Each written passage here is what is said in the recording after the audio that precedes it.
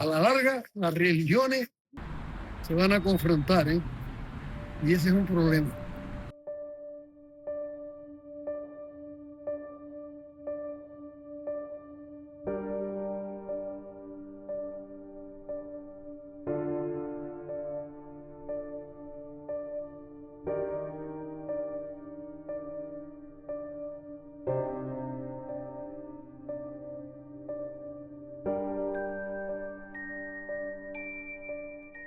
Hemos llegado al municipio de Weimar y precisamente estamos hablando desde su cementerio.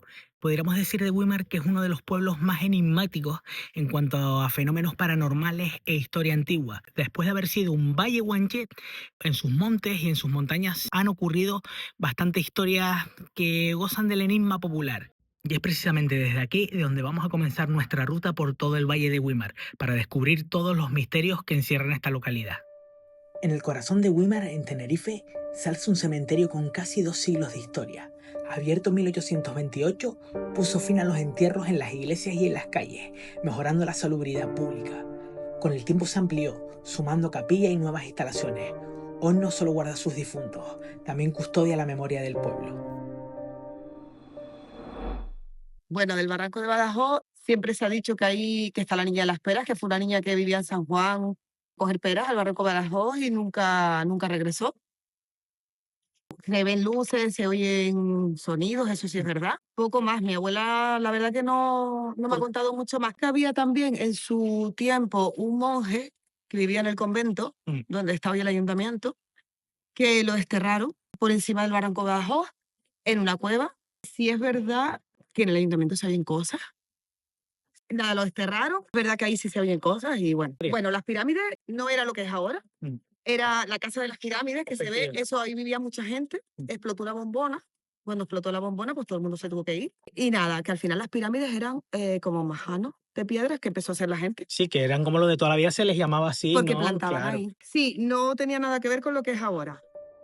Entre barrancos y laderas volcánicas nace Weimar, uno de los pueblos más antiguos de Tenerife. Su historia se remonta a los guanches, los primeros habitantes de la isla, que fundaron aquí uno de los 9 menceyatos antes de la conquista castellana.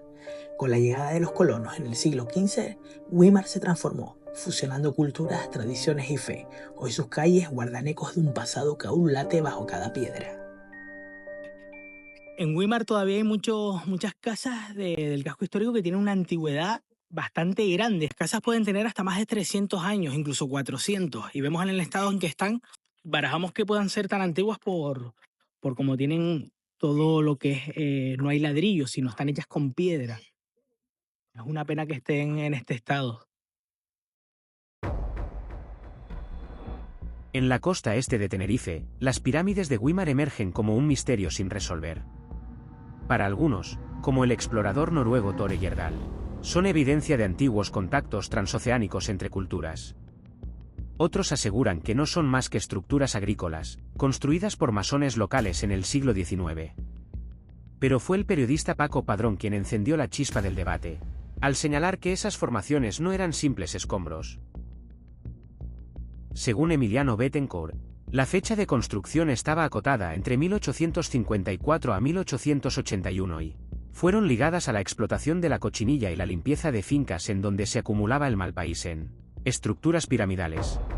Aquí tenemos allí detrás parte de las pirámides, que son 6 pirámides en total, y sobre estas pirámides hay varias teorías. Dicen que estas pirámides las puso en el punto de mira Paco Padrón en 1980, y desde que Paco Padrón publicó algunos artículos sobre los elementos que formaban estas pirámides y su origen, fue Thor Heyerdahl, uno de los espeólogos que montó una de las primeras hipótesis también, el cual decía que esto fue un punto de paso de los egipcios hasta América, porque él decía que las navegaciones podrían llegar hasta Sudamérica o América, y entonces Thor Heyerdahl alegó que estas pirámides tenían que ver con lo que son, igual que en Egipcio, el tipo de pirámides que ven allí, o las aztecas, pues estas eran hechas por los guanches. ¿Qué pasó?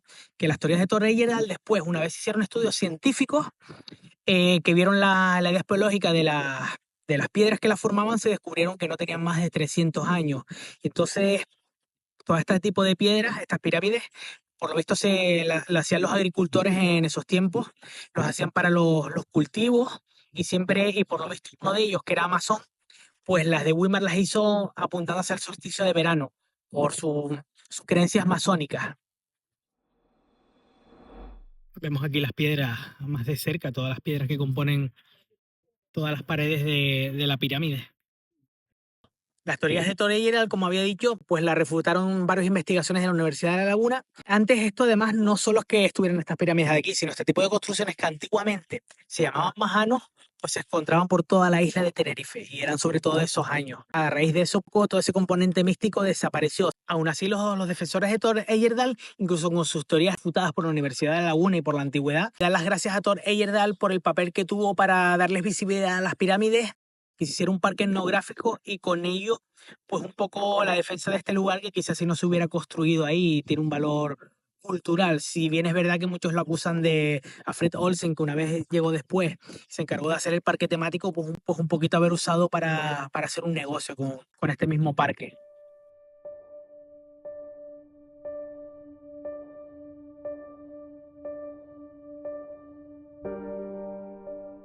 No te digo que me cagaron aquí y nací aquí y yo, yo no me he movido.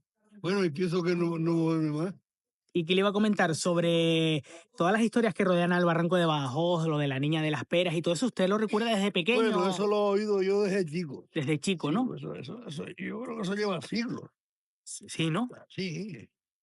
Bueno, yo ahí no he ido, ese barranco no lo he visitado, pero creo que hay ahí algo de fuego ahí. Y galería. Sí, hay como maderas o algo de eso. Dice que de noche había. Como unas luces, unas energías raras o algo de eso. Sí, también Weimar han creído mucho las brujas también. Claro. Y no, en la Galicia es donde más se eso, pero aquí también se Sí, cree. sobre todo aquí usted lo notaba cuando era niño, a lo mejor más que ahora y todas esas cosas. Bueno, cuando era niño te decía que venía el hombre de saco, que es lo peor que se puede hacer a un niño. Porque si a un niño viene el hombre de saco por la noche, andaban aquí, había un tal Juan ahí que se borrachaba y salía con una sábana a la cabeza y andábamos asustados. Aunque aquí hubo un fraile, que yo la historia esa no la sé bien, la he oído pero no sé bien, que subió arriba ahí para nuestra parte del mirador y miró para el pueblo y dijo: Weimar florece pero no grana. Weimar, pues, un pueblo tranquilo, tiene buena gente. De momento estamos bien. Es un municipio histórico con toda la historia que tiene detrás de un Sí. valle guanche y todo. No, sí. Bueno, la Virgen de Candelaria apareció ahí en el Socorro. Luego el Chihuahua, que donde tuvieron la Virgen, que se vino al agua y se la llevó para Candelaria. Cogiendo brevas a un soldado le pegaron una piedra y lo marteada y lo mató. Por entrar a robar a la finca. Sí, no, iba a coger higos. Y yo me recuerdo chiquito, lo trajeron en con unas parihuelas y en aquella casa de allí lo descargaron. Yo no sé si me quedó en la retina. Tenía yo 8 años, una cosa así. Y claro, eso se ha olvidado, porque ya las generaciones de la mía, que yo era pequeño, pues lo recuerdo, ¿no? Pero eso duró, la historia esa duró años. Los soldados tranquilamente, cuando estaban los moros ahí. Pero cosas raras hay también. Pero bueno, un pueblito tranquilo, no hay una gofería. Bueno, que de la finca te cogen los aguacates. Bueno, lo típico, ¿no? Sí, pero no es malo. Mientras que no vaya más, ¿no? No, esperemos que esta gente que está entrando nueva no. Que yo el mío que tengo es ese. El inmigrante puede venir, pero a la larga las religiones se van a confrontar, ¿eh? Y ese es un problema. En lo profundo de Tenerife existe un lugar donde el misterio respira entre sus valles, el Barranco de Badajoz o de Chamoco. Cuentan los antiguos que allí se ven seres de luz, se oyen voces en la nada y hay quienes entraron y nunca salieron, o cuando regresaron ya el tiempo había pasado.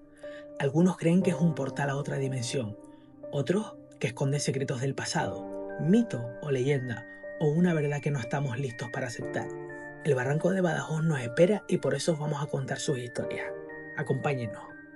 Hemos llegado justo a la entrada del barranco de Badajoz y es aquí donde el misticismo alcanza su punto máximo y su punto más álgido, donde las desapariciones, las apariciones, los seres de luz, los ovnis y todo alcanza su máxima efervescencia y donde todos los lugareños tienen alguna historia que contar acerca de ello. Y es aquí donde nos vamos a adentrar ahora a verlo. En el barranco también se esconde un capítulo olvidado de la historia industrial de Tenerife, donde el agua era uno de los recursos más codiciados en Canarias. En una isla volcánica donde las lluvias son irregulares, el control del agua significaba poder y desarrollo. Estas instalaciones permitían extraer agua desde el interior para llevarla a zonas de cultivo en el sur y el este de la isla. Era un proceso complejo, que incluía el uso de máquinas a gasoil, poleas, ejes y hasta compresores neumáticos. Los operarios que trabajaban en estas instalaciones pasaban días, incluso semanas, viviendo en las casetas del barranco. Era un trabajo duro y solitario, pero vital para sostener el sistema agrícola de la isla. En el barranco de Badajoz, en el cual ya estamos dentro del barranco, pues todavía podemos ver todo este tipo de zonas abandonadas con gran valor cultural. Una de las historias que tiene Güímar y son parte de su cultura fue la explotación hídrica que el pueblo tenía y hacía en el valle de Güímar. ¿Y qué pasó? Que una de las historias gira en torno a una de todas esas historias paranormales, entre comillas, que rodean todo esto, fue la de los mineros que trabajaban en estas minas. Estos conocidos como los mineros del agua de Güímar hablaban de una fuerza mística y de ciertos fenómenos que ocurrían mientras ellos trabajaban altas horas en estas minas que vemos aquí, que son las que tenemos ahora aquí cerradas. Todas estas minas, pues ellos realizaban su trabajo de una manera bastante sacrificada. Y es de ahí de donde salió toda esta historia acerca de las apariciones, de las energías que les rodeaban cuando estaban, incluso unos mineros que se decidieron a huir del lugar y contaron que nunca más quisieron regresar. Y a raíz de ese momento, pues, se construyó una de las historias que rodean a la cultura de Güímar y de todo el valle. Y todo eso, esta historia que estamos contando, pues al final es otro de los enigmas del barranco de Badajoz, que ni nadie afirma, pero ni nadie desmiente.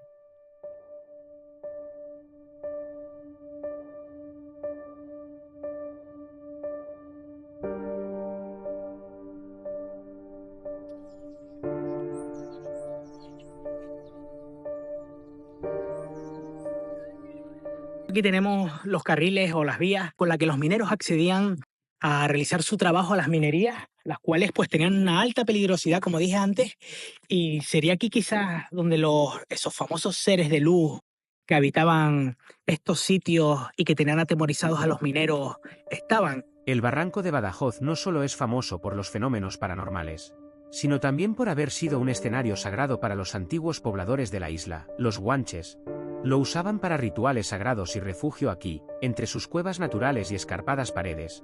Se llevaron a cabo rituales que nos conectan con su visión del más allá. Los guanches creían en una vida espiritual posterior y trataban los cuerpos de sus difuntos con un respeto ceremonial impresionante. En el barranco de Badajoz y sus alrededores se han hallado vestigios de momificaciones, ajuares funerarios y cuevas sepulcrales. Los cuerpos eran momificados con esmero utilizando mantecas, hierbas y fuego, y después colocados en cuevas altas o inaccesibles para protegerlos. Tú, George, tú venías siempre aquí, tú llevas años viniendo, tú notas todo eso que dice la gente. Hombre, yo no soy. No es que no crea, pero lo que dice la gente también va, yo creo que va un poco sugestionado. Sí, ¿Sabes? ¿no? Sugestionado. Pero yo me he metido aquí de noche, solo, 3 de la madrugada, 4 de la madrugada, De todas con formas, amigos y nunca he visto nada, ¿sabes? He oído cosas, lo típico de la pero, naturaleza claro. salvaje de noche, pero nunca he oído nada. Y tú, pero tú, claro, tú es que eres de los que seguías a Paco Padrón cuando nadie lo conocía y tú ya escuchabas las historias que él contaba sobre el barranco de Badajoz y toda la parafernalia y todo eso. Sí, Paco Padrón, Miguel Blanco, Emiliano Betancourt y había gente... Bueno, Cuarto Milenio también vino. Iker también, pero Sí. Iker es más jovencito.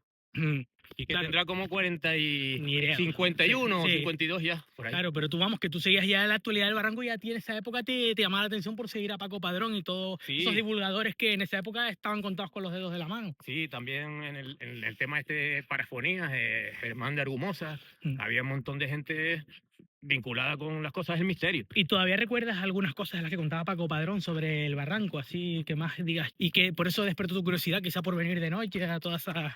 Sí, Paco Padrón él participó en un montón de cosas, ¿sabes? En Punta de Hidalgo y en un montón de sitios. Sí, iba a muchas Y charlas, en Punta ¿no? de Teno, sí, hay un montón de... Coño, hay un montón de historias, ¿sabes? De historias y de cosas que le han pasado, según cuenta él. Pero Sí, después hay claro. otras que no son creíbles. No, claro, Una claro, como en persona todas. no le puedes contar la niña de las peras. Incluso yo creo que son historias que las han inventado la gente, exacto. las han inventado la gente del pueblo antiguo. Claro. Pero bueno, han ido pasando Ya. de generación en generación. Sí, y al final es bonito, algo, bonito. claro, es algo cultural, al final, Cultural, bonito, exacto. sí. Al final se mantiene. Desanote, Exacto. Y al vienes fin- a caminar aquí con unos amigos, en vez de estar en otros sitios, discotecas y Sí. tal, vienes aquí y te lo pasas le da bien. un toque Le da espiritual. un toque, claro, te sugestiona un poco. Y de hecho, Bien. ya todo eso pues forma parte de la historia del municipio de Güímar, Chamoco, como se llamaba antiguamente, porque antes de todas estas historias del siglo pasado y anterior, pues esto era hay que recordar que era un valle guanche, donde Fernández de Lugo y su criado, que vino como conquistador, que se llamaba Badajoz, pues él fue el que le otorgó el nombre a este barranco. Eran todas las cuevas que hay por aquí, pues eran donde habitaban los guanches en su momento.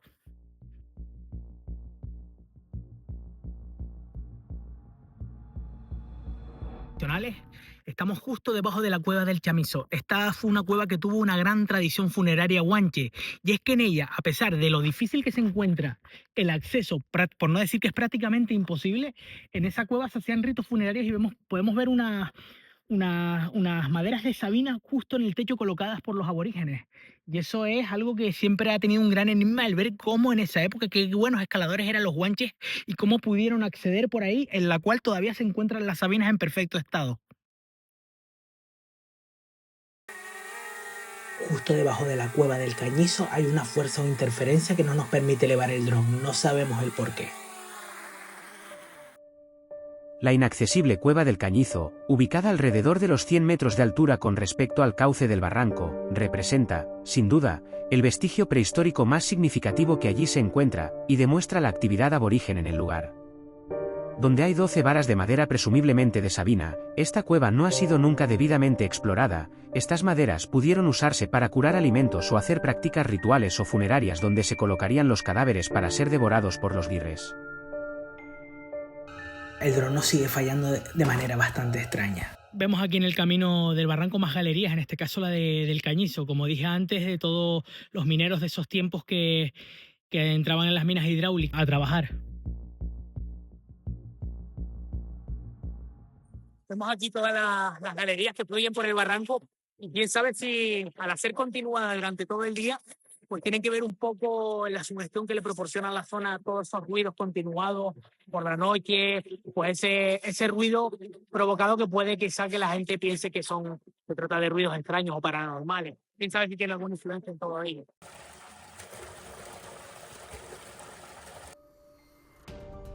Nos adentramos en la zona de máquinas de la Galería de Izaña, quizás la más antigua de todas, y también la más larga. Toda la maquinaria de esas épocas de las galerías de agua que permanece aquí como un museo al aire libre. O sea, tenemos toda la maquinaria de esa obra hídrica de esos tiempos de hace más de un siglo, y que en esa época pues, fueron parte de todas esas historias de los mineros del agua. Vamos a explorarlo un poco, a ver todas estas máquinas, qué tipo de máquinas son. Eran 7 las minas para la extracción de agua que se encuentran. La longitud de estas minas suman casi 15 kilómetros. Las galerías están ordenadas según su proximidad al mar, empezando por la de Acaimo y terminando en la de Izaña, que es la más adentrada. Vamos caminando por dentro, vamos viendo toda la maquinaria de la época.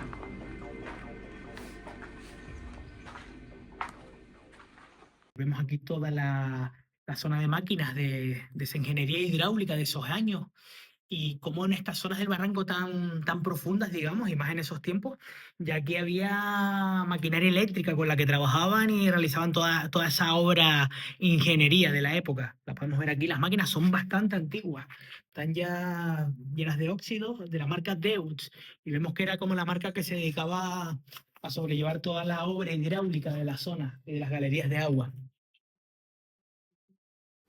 Esta galería fue construida sobre 1912 y al parecer tras terminar con las excavaciones oficiales se llevaron a cabo otras que no lo fueran tanto, además de sufrir diversos derrumbamientos por temporales. Vemos aquí las máquinas de Deutz, pioneras en la agricultura desde 1864. Aquí también dejaron huellas. Esta marca es historia viva de la mecanización agrícola. De hecho, son reliquias de la revolución industrial. Seguimos por aquí disfrutando de su maquinaria. Aún hoy se pueden ver las huellas de este esfuerzo humano, restos de tuberías, antiguos motores, fantasmas mecánicos en la espesura. Con la llegada de la tecnología moderna, muchas de estas instalaciones quedaron obsoletas. Algunas fueron desmanteladas, otras simplemente abandonadas. Hoy día pocas personas entienden el valor histórico de estas ruinas, que ellos son parte del patrimonio industrial de Canarias.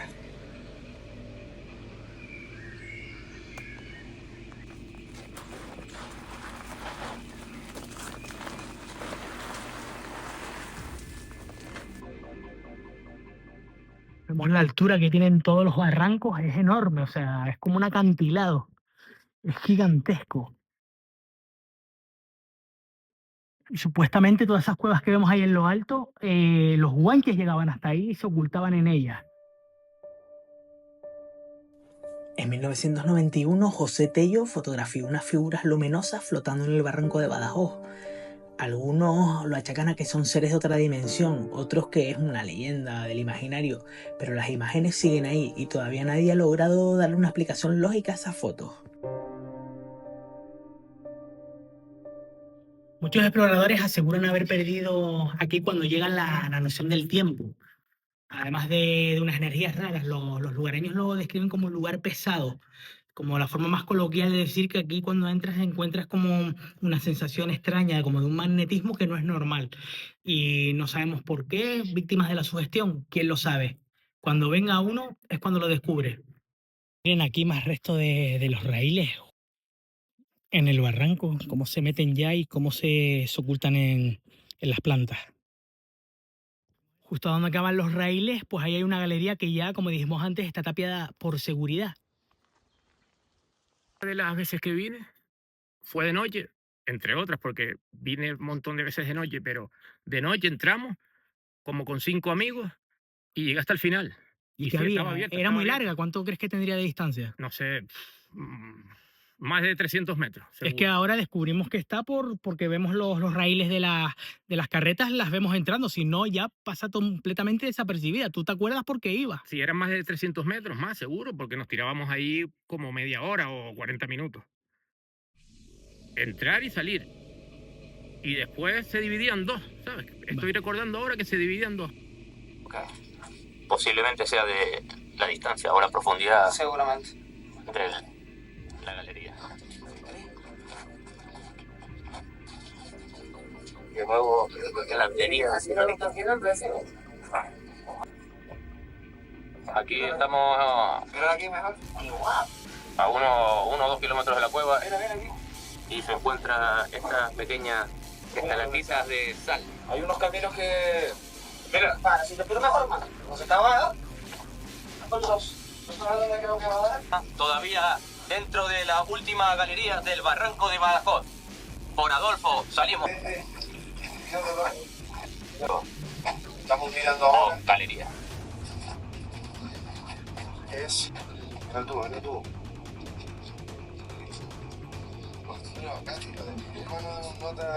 Otra cajita más de lujo de los que quieran guardar mi numeración. Una caja de esas son las que encontraron en las pirámides de Egipto. Con la culpa del pueblo. Con la culpa del hijo.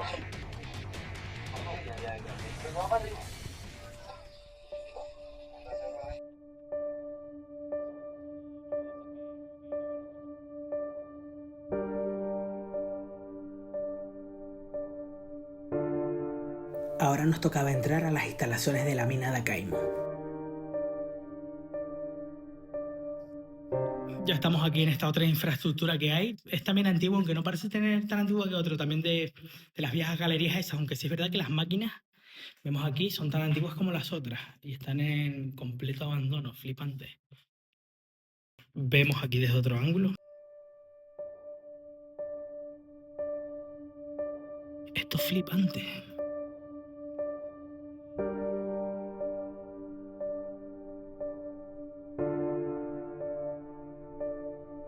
mina de Acaimo, también conocida como Cueva Negra, se encuentra justo debajo de la cara del niño y tiene una longitud de 1975 metros de largo.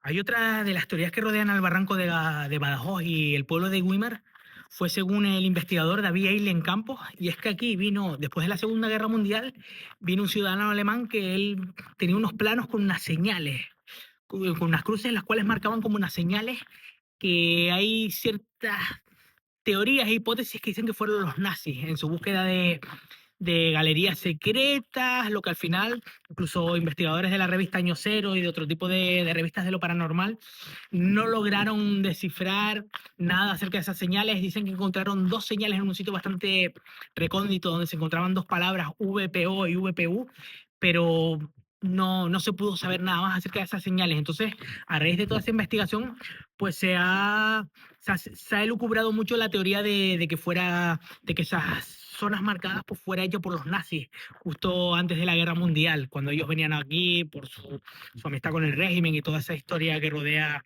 los desembarcos del ejército alemán en Canarias. Ya estamos adentrándonos en las profundidades del barranco y es justo aquí donde hay otra de las leyendas más famosas de esta zona, que es la de la Niña de las Peras, y de la cual hablaremos ahora mientras vamos adentrándonos en su interior. Entre 1890 y 1910, una niña fue enviada por sus padres al barranco de Badajoz a buscar fruta, pero nunca regresó. Décadas después, volvió a tocar la puerta de su casa, sin haber envejecido un solo día. La niña contó que se durmió bajo un peral, y fue despertada por un ser alto, vestido de blanco. La llevó a una cueva, bajaron escaleras, y aparecieron en un jardín lleno de seres como él. Para ella, solo pasaron unas horas.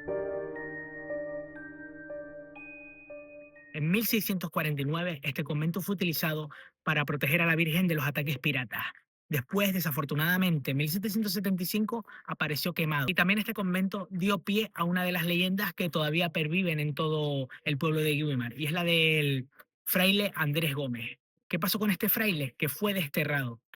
Pues a raíz de eso, él profesó una maldición sobre todo el pueblo de Güímar, y él alegó: Güímar florecerá, pero nunca granará. Y de ahí que todos los ciudadanos de Güímar crean que esa maldición todavía pervive. Y en este convento pues han sucedido un montón de cosas, el cual uno de los vecinos del lugar, nos va a ir contando poco a poco todas esas historias que ocurrían aquí, las cuales pueden dejar un poco impactados, y las vamos a escuchar ahora. Que eran los niños que las monjas abortaban cuando se quedaban embarazadas de los curas que en ese momento estaban aquí. Luego tenemos lo Se que dice el dice- ayuntamiento de Weimar, que se dice que ahí estaba un monje, que ese monje Sonaban los teléfonos, se encendían las fotocopiadoras, se movían las ventanas, muebles y demás. Y bueno, y más de una ocasión se ha visto no sé, su sombra. Y un olor extraño, como a incienso, un olor extraño. Mucha gente, lo que pasa que es verdad que no todo el mundo lo quiere contar, pero sí, los que son de Weimar saben que sí, que es verdad. Ese monje fue desterrado porque fue desterrado de Weimar, lo pusieron en una cueva por arriba del mirador. Hizo una maldición al pueblo de Weimar y dijo que Weimar florecerá pero no granará. Por mucho que quieran, nunca avanzan nunca ha avanzado. O sea, es una ciudad dormitorio. Este convento, cuando se restauró, después del incendio, se vieron debajo del piso muchos cadáveres de bebés. Ahora nos dirigiremos a la casa de Fría. Un extraño poltergeist mantuvo aterrorizado a una familia. A esa misma casa donde ocurrieron esos fenómenos. En este curioso paraje donde acabamos de llegar ahora, estamos en la famosa Casa de Fría, uno de los primeros fenómenos paranormales que ocurrieron en las zonas aledañas al municipio de Güímar. en esta zona precisamente, y justo en esta casa que tenemos aquí detrás, a la cual justo acabamos de llegar y nos están volviendo la niebla, se produjo uno de los fenómenos poltergeist más llamativos del siglo pasado. Para tener un poco de idea de esto, en 1941 fue cuando se produjeron todos estos fenómenos paranormales, donde las familias que estaban acabaron abandonando la casa y yendo a otro lugar por los fenómenos que allá sucedieron. Estos fenómenos estuvieron caracterizados por la caída de piedras, de platos, y entonces pues hubieron muchas incertidumbres y dudas acerca de qué provocaba estos fenómenos. Se cuenta que incluso sacerdotes acudieron al lugar en un intento de exorcizar lo que consideraban manifestaciones demoníacas, pero sus esfuerzos fueron en vano y muchos abandonaron la casa aterrorizados. Y en ese momento pues dicen que las personas que vivían aquí, las familias frías, todas las noches recibían piedras de colores, caídas del mobiliario de la casa, movimiento de mobiliario, fenómenos que atribuían a un poltergeist, como decimos, como se suele decir. Y si bien es verdad que hay mucha historia sobre eso, también hay otras que dicen que en esos tiempos, pues, muchas familias, pues, por terrenos y tal, que incluso pudieran ser los mismos vecinos que venían a hacer, pues, un poco a meter el miedo a la familia. Pero bueno, ya a día de hoy eso no se podrá saber. Pero bueno, aquí estamos en la casa y de momento está abandonada y la verdad que el sitio es un poco bastante tétrico, un poco no, bastante tétrico. Imagínate en esos años que no había las conexiones que hay ahora, pues tener que aguantar esas cosas por la noche en esos momentos tan delicados. Vemos aquí los restos de la antigua casa, como están por dentro, está completamente en ruina y destruida. Y quien vería en esos años, año 1941, que fue cuando sucedió esto, pues en esos tiempos que no había las conexiones que hay ahora, ni había nada, pues imaginar la situación aquí cómo sería. De hecho, la familia acabó yéndose de esta casa, aunque hay mucha gente que baraja distintas hipótesis. Vemos la casa aquí completamente, llegamos y se llenó de niebla. Ya no se puede ver nada, fue llegar, nublarse todo. La casa, vemos por aquí, como todos estos sitios abandonados, lleno de pintadas, restos de brasas, de comida, de cerveza para variar, y las pintadas típicas. Que la casa, el tejado, se ve que todavía se conserva y no se ve nada mal, y eso ya por eso tuvo que ser una casa bastante bonita. El suelo está lleno de tejas rotas. No sé si un antiguo tejado que habría por aquí de la casa, sí, los antiguos tejados de la casa. Vemos que en una de las paredes exteriores hay un montón de pintadas antiguas de los años 70. Elpidio Benítez Luzardo. Vemos aquí los escritos. A ver si veo la procedencia. Seons Enrimars. A ver, déjame ver alguna que se pueda leer mejor. Cerámica alicantina. Bueno, vamos a entrar aquí al otro habitáculo de la casa. Hay unas mesas y no sé si por la gente que ha acampado o ha venido, pero hay para hacer brujería, como dicen, o es simplemente gente que ha venido y las ha dejado por si hay gente que ha hecho acampado o algo y se ha quedado por la noche aquí. Nos vamos con una sensación extraña, como de que hemos visto muchas cosas pero no hemos visto nada. ¿Ustedes han venido? ¿Qué pensáis sobre esto?